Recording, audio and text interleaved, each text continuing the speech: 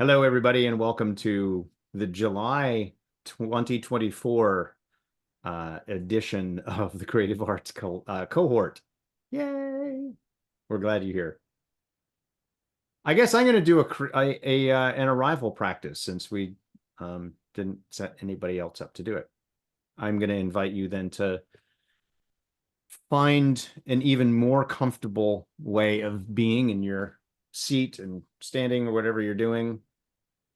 And to the degree that you can, find your feet on the floor and take a nice deep breath. If you feel like closing your eyes, you can do that, or a soft focus just a few inches in front of you.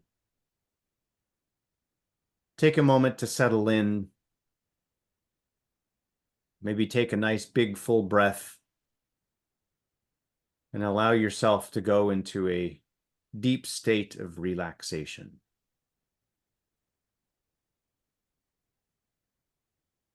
Maybe feeling your feet on the floor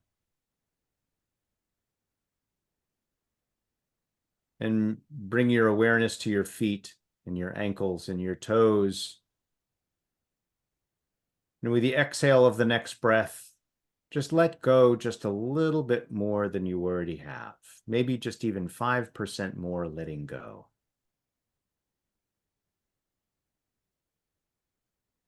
And then bringing your awareness to your legs, from your thighs to your knees to your shins and calves. Just relaxing and deepening and letting go just even 5% more.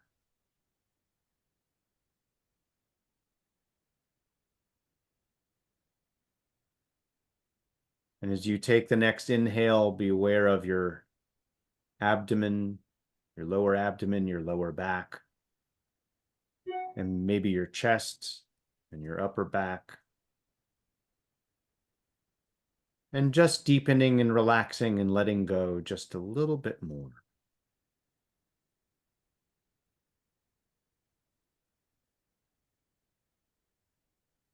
And letting that sense of relaxation coming up to your shoulders. Being aware of your shoulders and your arms, your upper arms, and your elbows, and your wrists, and your fingers. And simply deepening and relaxing just a little bit more.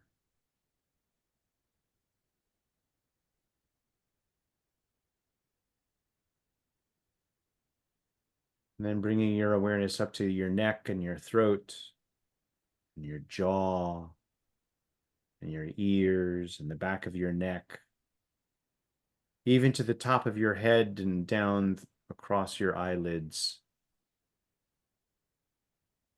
And just relaxing and deepening a little bit more and letting go a little bit more.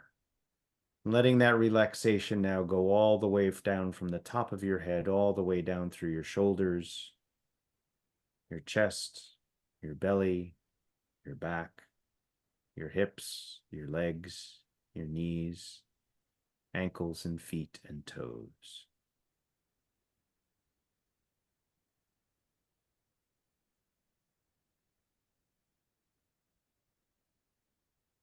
And as you settle into this deeper state of relaxation, simply notice what else you're aware of. They might be thoughts that come through. They might be emotions you're feeling. They might be other aspects of your body that want just a little more attention. Just simply notice what's present and emerging in this moment of this place of deep relaxation.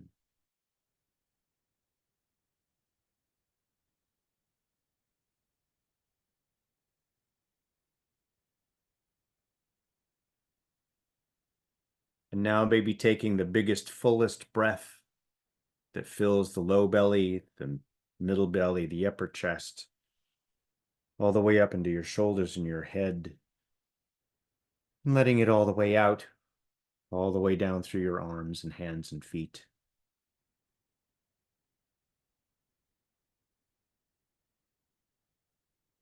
And with gratitude for this moment, begin to come back into the now and this moment and the screen when you're ready. Welcome, Lisa Clapper. Hey, did you have your surgery? Are you okay? It's next week. Okay, then you're okay, but you haven't had it yet. I'm I still just okay. wanted to I'm going to check. be okay, but thank you.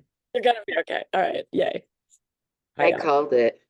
What I do you said mean? Lisa's always about 10 minutes late to these 9 a.m. meetings. It's true. It's very hard to be, I mean, it's 9 a.m. for me. It's noon for me, so Thank you. Yes, I was definitely, thank you for making the space and noting. Glad you're here. Me too. Well, welcome to this creative arts cohort gathering. As the post said, after the last meeting, Emma checked with those that were on the last meeting about the idea that we were thinking we were going to take July off. In part because, yes, for those that you don't know, I'm having open heart surgery next week. And so we thought, well, the timing and all that kind of stuff, maybe we wouldn't do it. But we just, the group of people that were here last time and having looked at the recording of that session, which was just awesome. Unfortunately, I was not available. It just became clear that we need to keep going with this conversation and with this gathering. And so we have some people that have joined us for the first time, I think, today. So we're thrilled to have you here. In a few minutes, I'll invite you to maybe introduce yourself and just say a little bit about you. And so we've been exploring this idea of creativity, not even just the arts specifically, but including the creative arts, creativity as the role that it can play for leaders in creating conscious business practices and changing work from the inside out, which is what the Changing Work Collective is all about. And there were a lot of really great ideas, and we're starting to explore this sort of balance between the kind of creative ideas of what we might actually do programmatically or as an intervention with organizations, and also what organizations are looking for, what they're actually really needing. And so we want to continue a bit of that conversation. Maybe after we hear some introductions of some of the new folks, Emma and I will share a few thoughts about what we talked about just before this call started today, as a way of kicking off the rest of the conversation.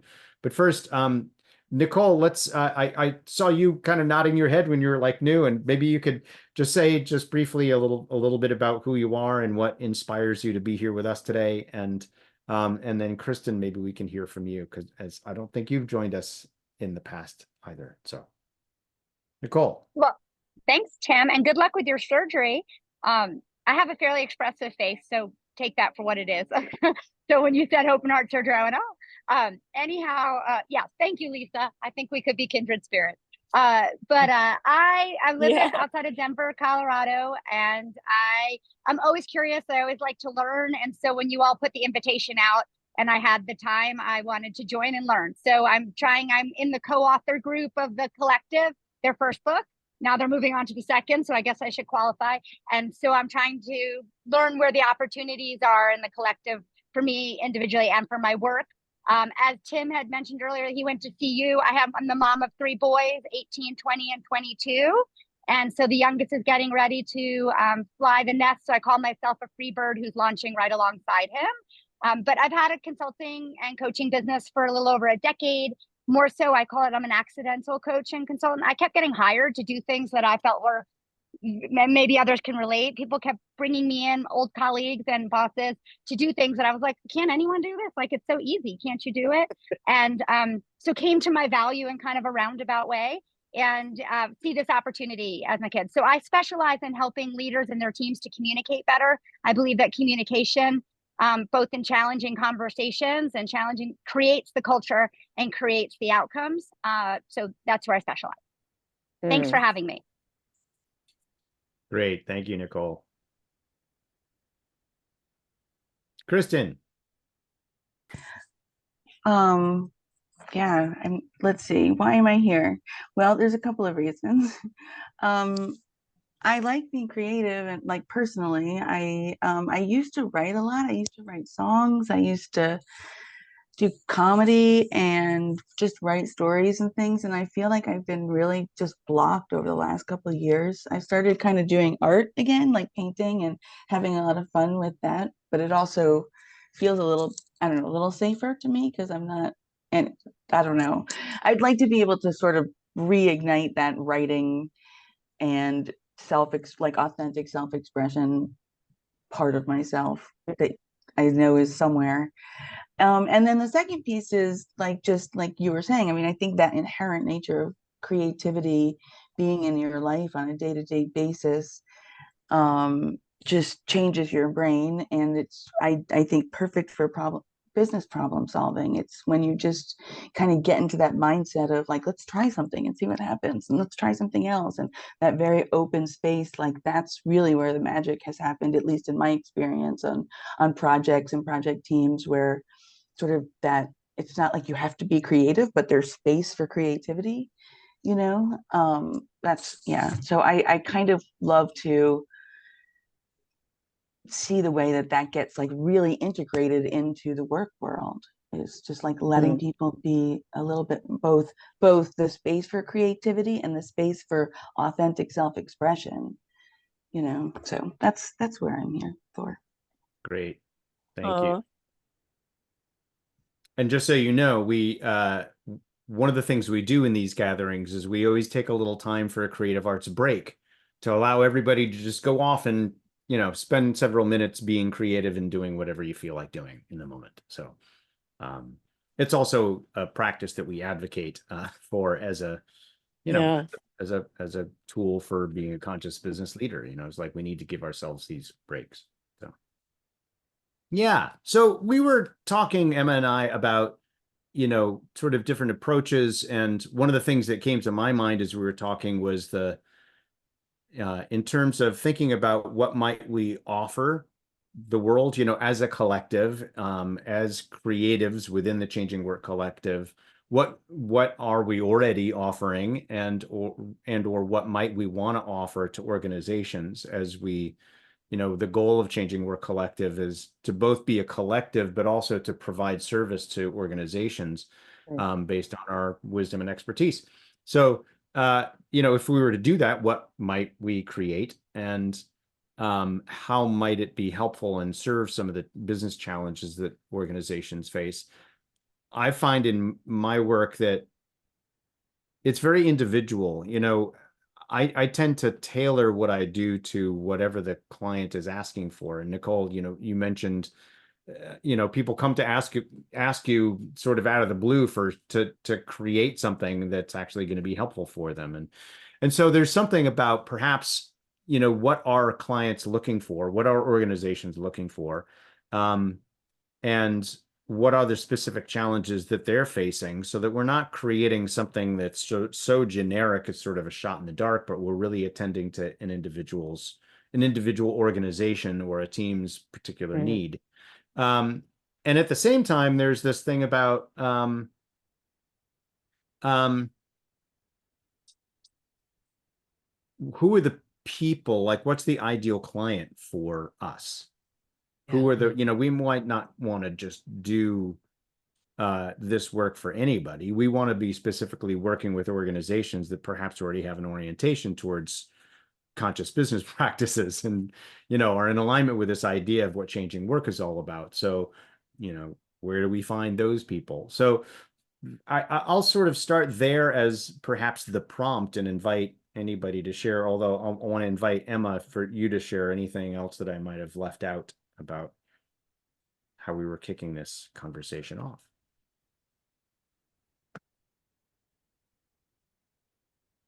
Yes, you're on mute. There we go. There you go. Just happy to be with you all, and thank you, Nicole and Kristen, for chiming in with what you bring and where your focus is. I think the only other thing is that last time this was kind of being framed as what's the bridge? Mm-hmm.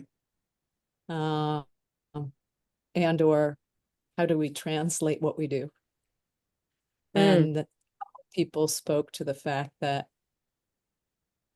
it doesn't necessarily have to be creative arts forward, but rather kind of what you were referring to, Kristen, with solving business problems.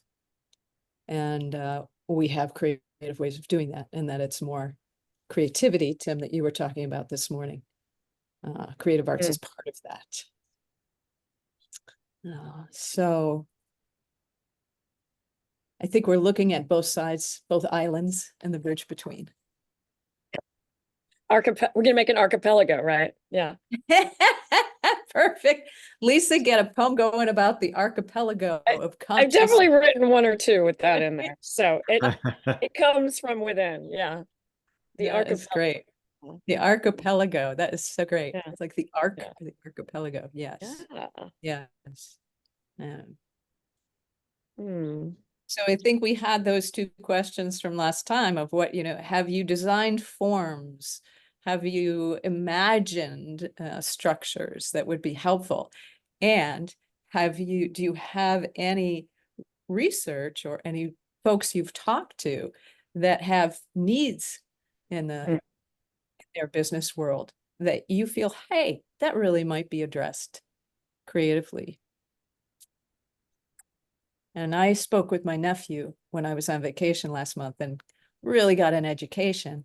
He's an engineer, and I got an education about what he's dealing with, and how, as we talked, it came down to, gosh, we can't find entry-level engineers who are really what we need.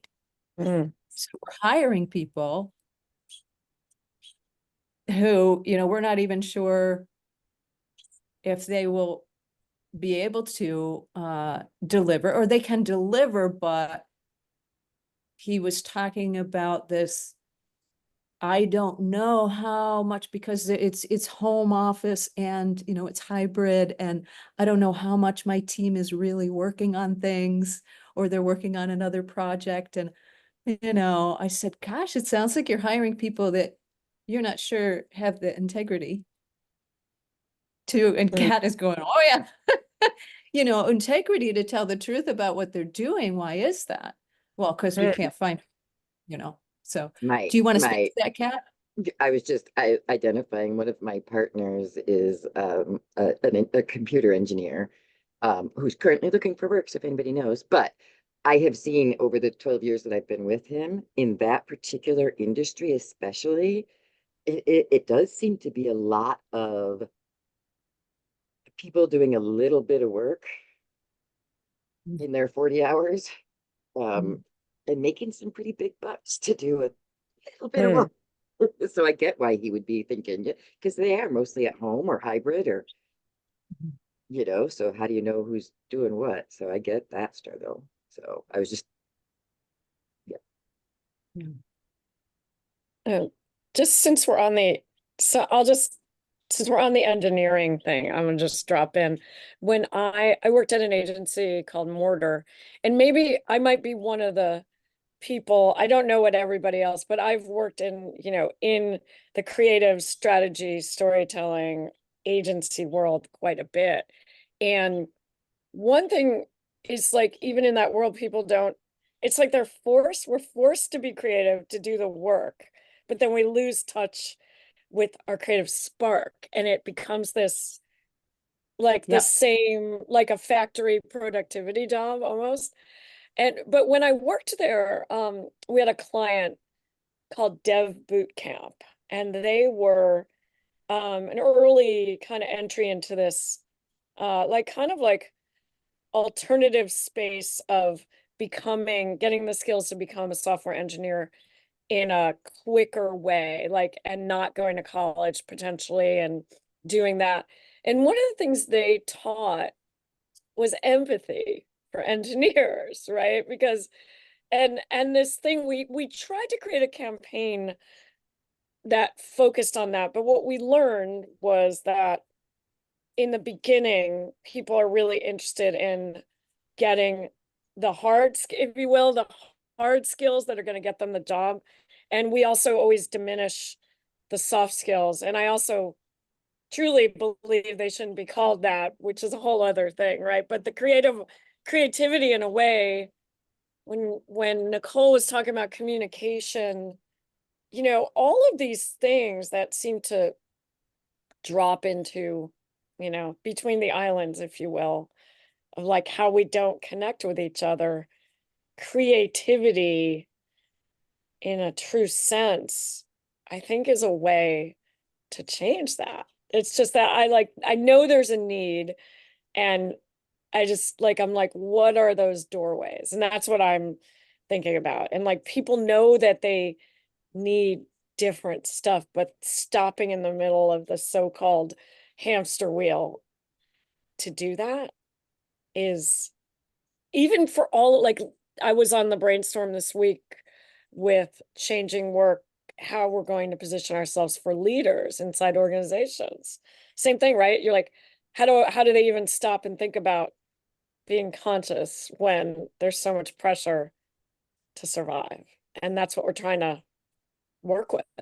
But anyway, I'm just dropping that in. I have no answers, just doorways and places to maybe think about.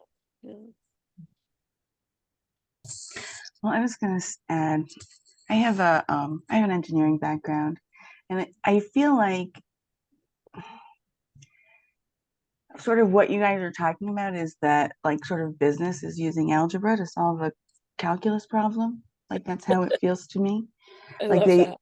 and that's sort of where the creativity piece is missing, because there's so many more dimensions to any business problem, and they keep trying to solve them linearly. So Mhm. I'm like an advocate of the design thinking methodology, which is more of like an expand and contract. Like you're really focused on the problem and all the aspects of that, and then you focus in on, and you expand on ideation and focus in.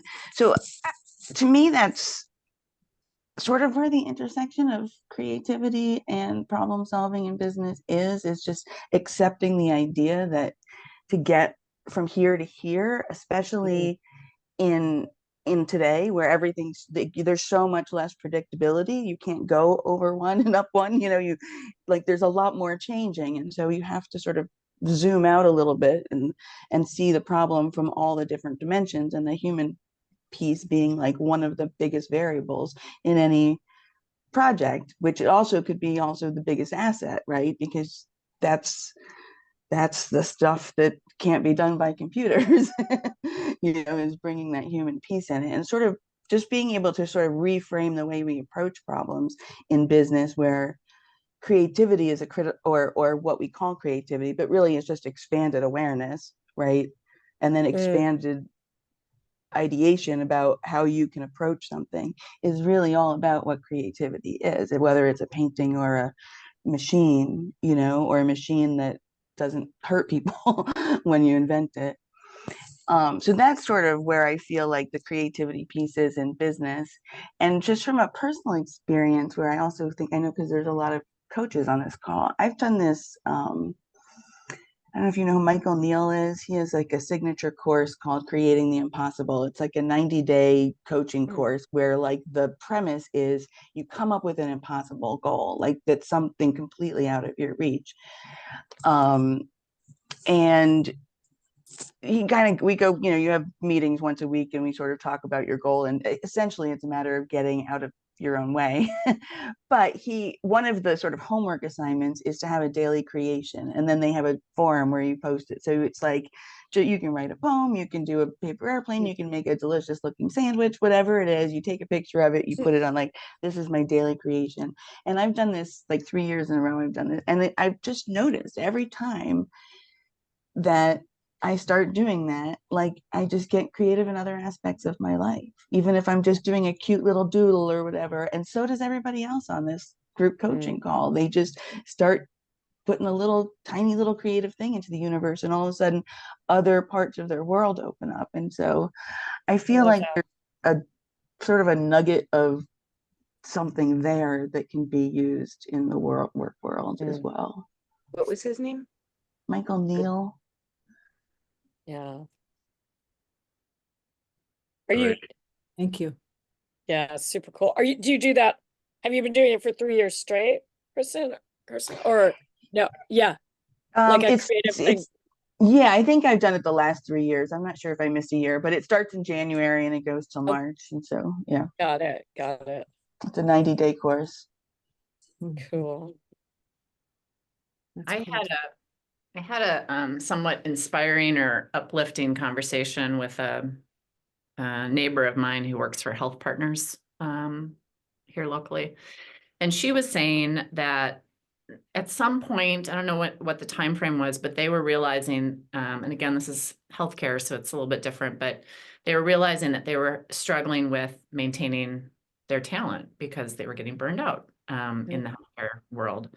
And she's in the tech side of things, but she said that they now use this idea of well-being, which is large for them, could include what we're even talking here, as part of a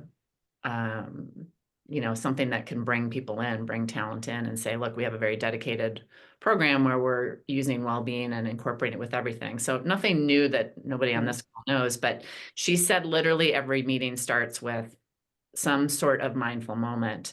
And for me, I was thinking about this group going, that kind of an organization is a lovely foundation for what we're talking about, because they're already set up with the idea that it's important to do this. And everyone from the top down starts every single meeting with some sort of whatever they choose to do.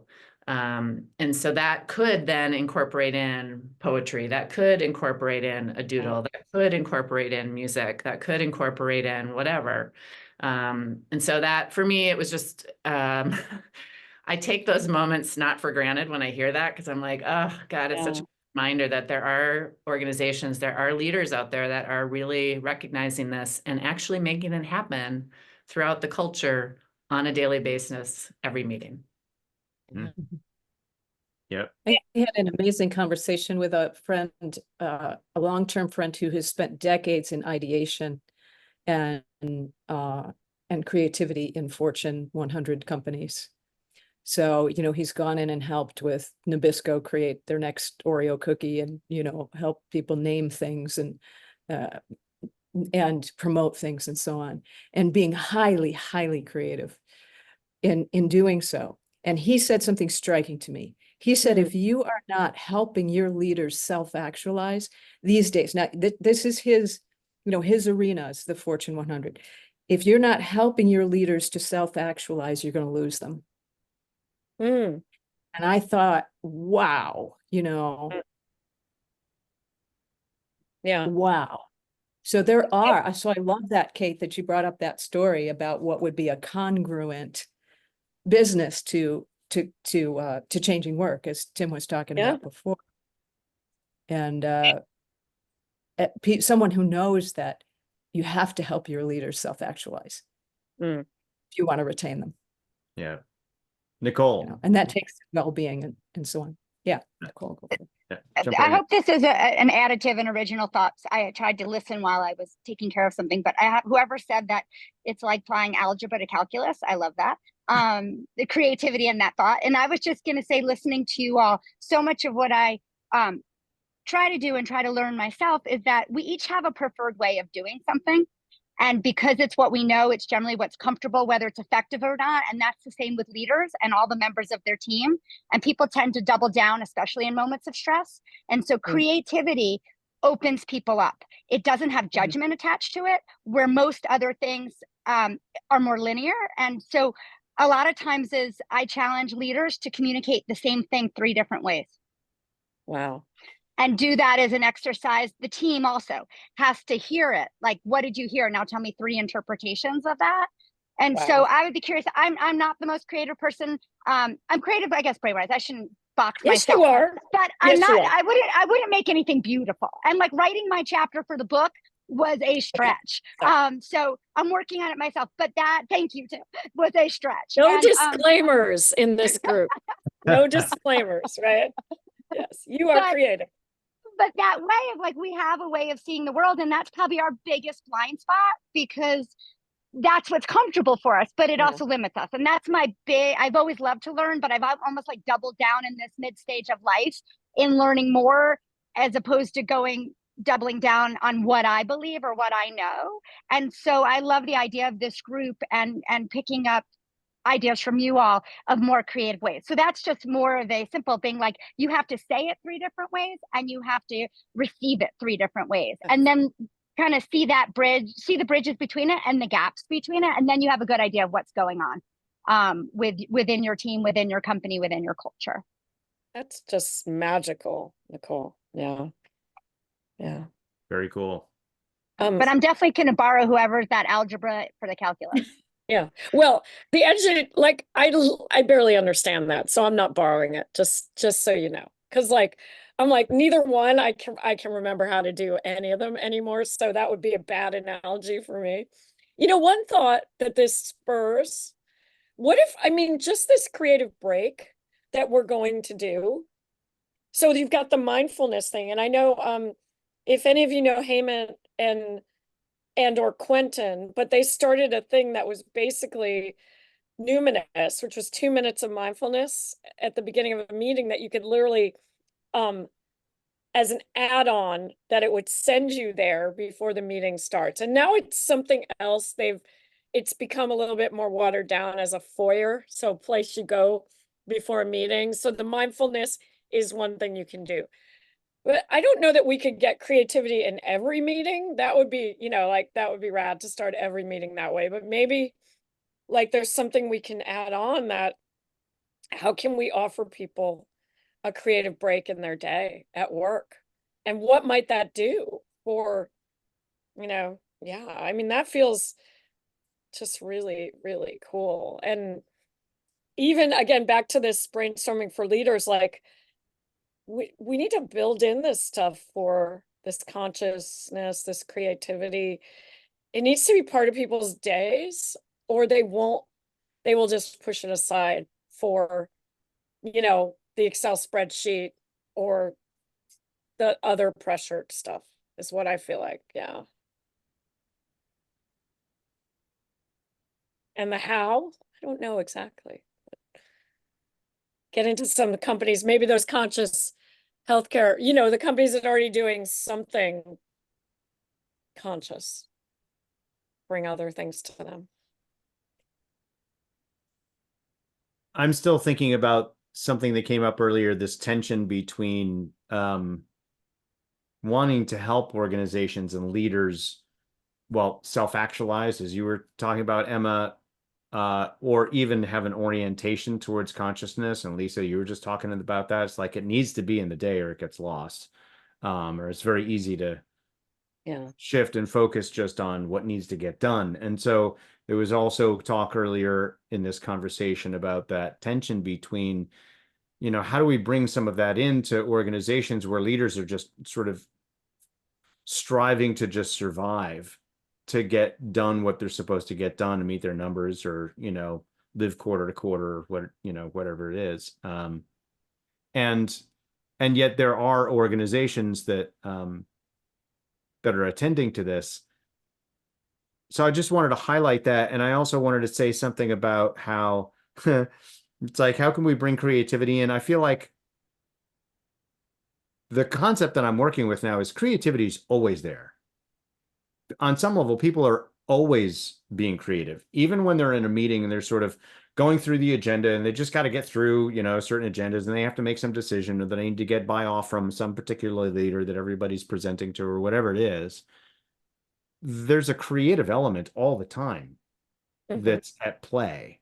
And so part of it is, can we help raise the awareness of the fact that that is present? Everything that everybody's talked about here has been a creative solution or a creative idea. Just this idea of like a slight mindset shift from, you know, it's like, well, we're trying to solve a calculus problem using algebra, which I also don't like. Math was never my strong suit. Some people are like involved with music, like my nephew, he's a musician, but he's like getting a PhD in applied mathematics or something or other. For him, it's all about the math. Yeah. For me, I approach music differently. I just hear stuff. I just allow myself to be a channel for stuff to come through.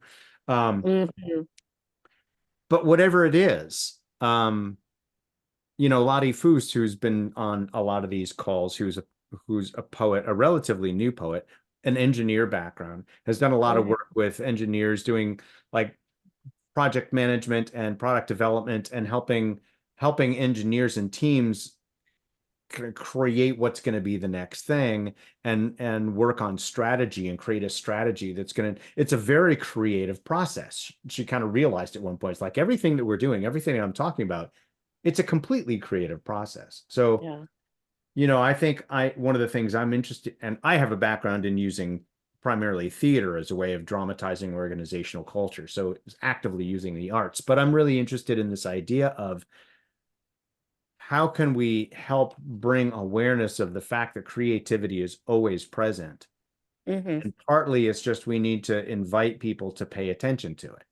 Mm. Like you don't really notice there's something wrong with you until you have this like weird sharp pain in your right shoulder. It's like, it's like, oh, well, it's been there a long time, but you just became aware of it because your body's finally saying, hey, wake up. There's a problem over here. You know? Yeah. But it's, you know, so yeah, there's something about And that as yeah. a way of perhaps helping people. You know, a lot of what we've talked about in wellness and well-being and consciousness and mindfulness and being in the moment is about helping leaders kind of step back just enough from the drive and the push of getting stuff done to recognize how are we getting stuff done that we're Yeah. getting done, and how do we approach that? And that's the mindfulness thing. That's the consciousness thing. All right. I love that. Yeah, a long time ago, I worked at Gap in marketing, and I went back for a stint, like a year contract thing, and they were really into saying that everybody needed to be more strategic, and they didn't really know what that meant, right? Like they're all like, be more strategic to people.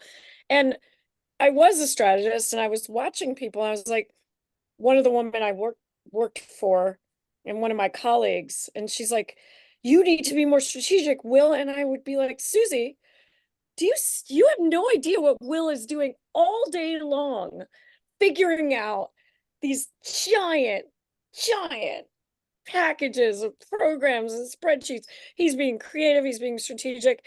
And just because you don't see that with a capital S, it's this vision of like, do you have any idea like how many people he's talking to in a day, figuring stuff out, being a great partner, a kind human, all these things. And I was like, look, I could say that to her because I was a contractor and not and not an employee at that point, and I knew her from before. But there's that thing where it's like, whether it's tunnel vision of like we have to do this one thing, or this doesn't fit what I think it is. And yet, if you step back, like Tim said, you just all of a sudden you just start to see all the cool stuff that is going on already that maybe needs to be recognized and honored and celebrated, right? Because I feel like we just don't celebrate, and the quirks, right? Kat, I'm talking to you and me with and all of y'all with the quirk, like celebrate the quirks are what make us like do quote think out the box and break the box and remember there really is no box. Anyway, those are just, it just got me excited when we're like, what's already there and how do we honor that? And it is a consciousness thing, much like those asking the questions differently, talking, having people witness that. I don't know. This is cool. Like I get excited about the possibilities, and this is who do we infiltrate first is the question, right? Yeah. Well, I- we infiltrate ourselves first. Oh So yes, that. so towards that end, we're gonna jump into our creative arts break. So we'll take 7 minutes. Is that Perfect. okay, Emma? 7? Yeah. We'll take 7 minutes, and you can keep your screens on or turn them off, whatever you want. And it's a time to just be creative in whatever way you feel like being creative. And maybe we'll talk a little bit about what that was like when we come back. Okay? Here we go.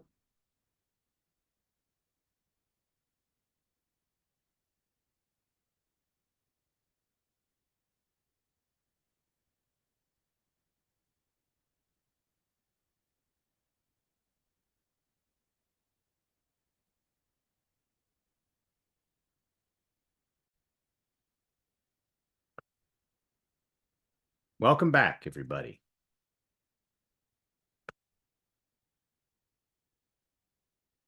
Sorry we lost Nicole during that.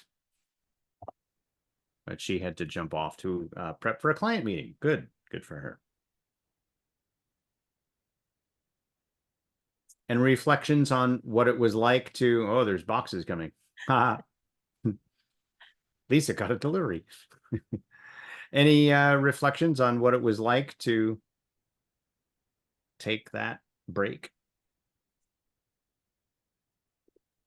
I'm just noticing that as everyone here likely knows, the more I do that, the quicker I'm able to just check out of reality and the stressors and the thoughts of whatever I was thinking about before. And I just kind of like go into a little flow state, Zen state for 7 minutes. I mean, the 7 minutes is not too long. It's not a terrible amount of time. So just a reminder to leaders of it doesn't take a long time if you continue the practice, which I will just say, as we were going into that, my thought was going back to what we talked about before on these pilot projects.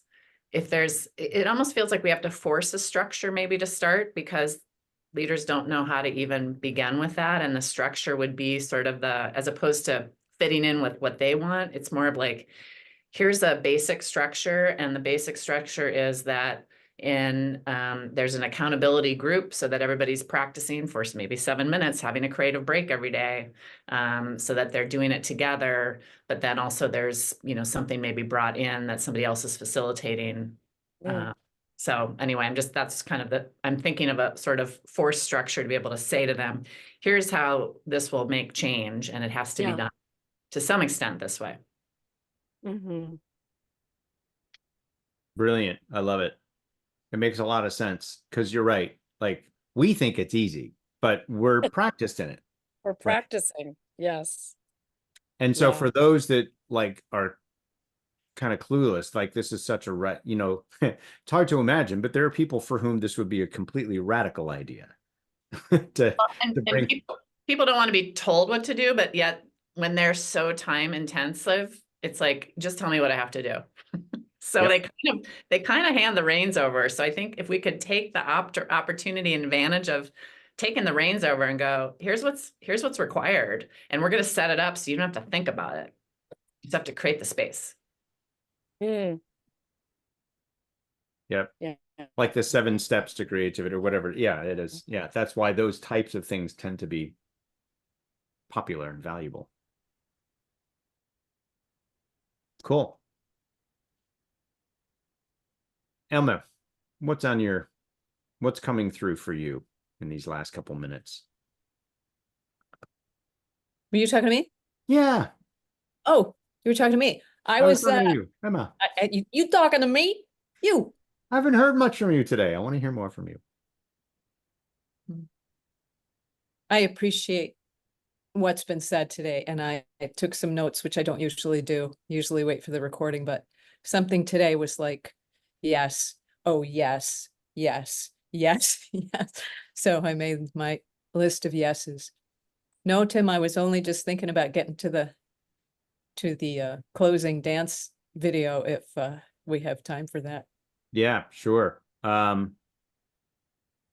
Lisa Clapper, you got a 1-minute poem for us? It won't be 1 minute. 1-minute poem. I don't know. I could pull something out. Hold on. I think I'm too unstable here. I know I'm putting you on the spot. I could read something from yesterday. Let's see. the prompt was, as I emerge, I reach towards. As I emerge, I reach towards the front, which is not a false frontispiece. It might be a Scooby-Doo, Shaggy Doo. I walk through. I touch one of the many books and an opening flashes. That's probably good enough, right? I touch one of the many books and an opening flashes. Beautiful. Thank you. You're lucky I Emma always have a wanted to poem nearby. Yeah, I figured you would. Emma had this idea of sharing another a video that she discovered that is all very creative. So we're gonna do that, but I'm gonna end the recording so that when we finish the recording, we can actually upload it to YouTube. If we have this other recording embedded in this recording, we'll get blocked from doing it. So for those of you watching, we'll put the link to this video we're about to watch into the post that we'll do about this session. Thank you, everybody, for coming. We're going to basically close with this.